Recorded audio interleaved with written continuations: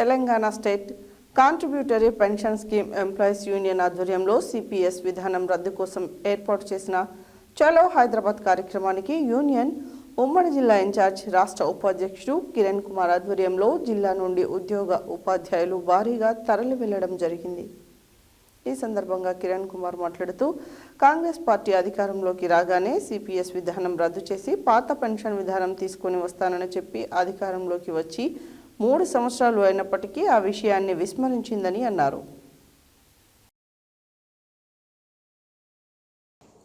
Telangana state contributory pension scheme employees union ఆధ్వర్యంలో CPS విధానం రద్దు కోసం ఏర్పాటు చేసిన చలో హైదరాబాద్ కార్యక్రమానికి యూనియన్ ఉమ్మడి జిల్లా ఇన్ఛార్జ్ రాష్ట్ర ఉపాధ్యక్షుడు కిరణ్ కుమార్ ఆధ్వర్యంలో జిల్లా నుండి ఉద్యోగ ఉపాధ్యాయులు భారీగా తరలి వెళ్లడం జరిగింది.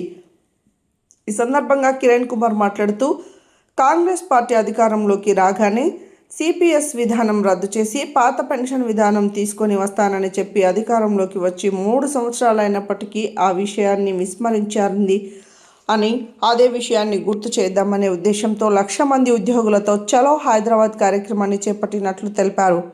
సిపిఎస్ రద్దు చేసే వరకు ఈ పోరాటం ఆగేది లేదని తెలిపారు. వివిధ మార్గాల ద్వారా జిల్లా నుండి 3,000 మంది ఉపాధ్యాయ ఉద్యోగులు చలో హైదరాబాద్కి వెళ్తున్నట్లు తెలిపారు.